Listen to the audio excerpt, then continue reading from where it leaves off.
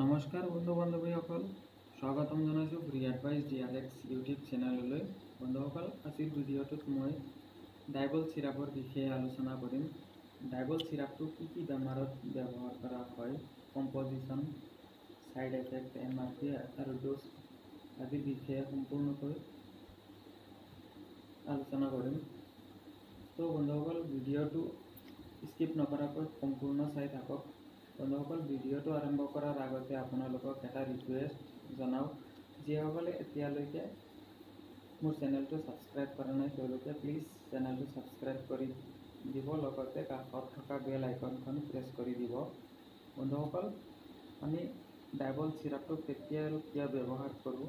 সাধাৰণতে বাহিৰা খাদ্য বা অনিয়মিত ভোজন কৰাৰ ফলত বা হোটেল বা ৰেষ্টুৰেণ্টত খোৱাৰ ফলত যেতিয়া পেট ফুলি থাকে বা গেছ হয়, পেট জ্বলা পোৰা কৰে বা বুকুত জ্বলা পোৰা হয় বা মুখত তিতা পানী আহিব ধৰে, তেনেকুৱা সময়ত আমি ডাইবল চিৰাপটো ব্যৱহাৰ কৰিলে বহুত ভাল এটা ৰিজাল্ট পাওঁ।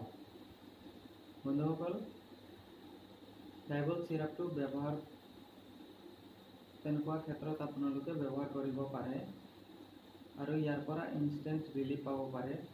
বন্ধুসকল, ডাইবল চিৰাপটো এনে এটা চিৰাপ যিটোৱে তুৰন্ত অতি সোনকালে কাম কৰিবলৈ আৰম্ভ কৰে। ইয়াত থকা উপাদানসমূহ হ'ল মেগনেছিয়াম হাইড্ৰক্সাইড। ইয়াৰ কাম হ'ল মেগনেছিয়াম হাইড্ৰক্সাইডৰ কাম হ'ল পেটত থকা গেছসমূহো দূৰ কৰাত সহায় কৰে আৰু পেটত পানীৰ পৰিমাণ বৃদ্ধি কৰে, যাতে পেটত সৃষ্টি হোৱা অম্ল বা এচিড জাতীয় বস্তুখিনি পায়খানাৰ ৰাস্তা দি ওলাই দিয়াত যাতে সহায় হয়। আৰু কেইটামান উপাদান ইয়াত মিহলোৱা আছে। ডাইমিথাকনে পেটত থকা পেইন বা যিকোনো পেটৰ সমস্যা বা বিষ তেনেকুৱা ক্ষেত্ৰত সহায় কৰে। ডাইবল চিৰাপটো সম্পূৰ্ণ এটা চুগাৰ ফ্ৰী চিৰাপ হয়। এই চিৰাপটো চুগাৰ থকা ৰোগীয়েও ব্যৱহাৰ কৰিব পাৰিব।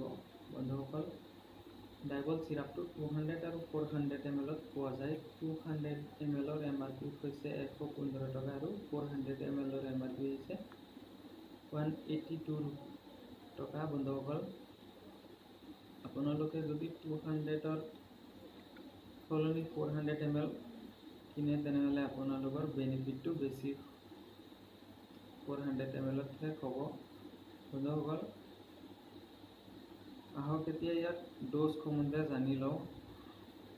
এই চিৰাপটো খোৱাৰ পিছত আপোনালোকে দিনে 2 বাৰ ব্যৱহাৰ কৰিব বা খাব। যদি অতিমাত্ৰা গেছ হয় তেনেহ'লে এই চিৰাপটো দিনে 3 বাৰ ব্যৱহাৰ কৰিব পাৰিব।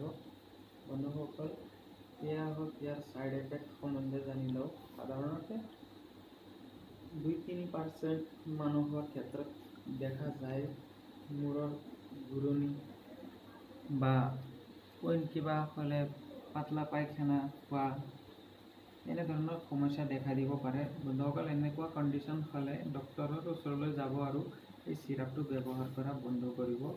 বন্ধুসকল, যিসকল মানুহে গেছৰ কাৰণে ভুগি আছে বা পেট বুকু জ্বলে, তেনেকুৱা ধৰণৰ মানুহে এই চিৰাপটো ব্যৱহাৰ কৰি বহুত ভাল ৰিজাল্ট এটা পাব।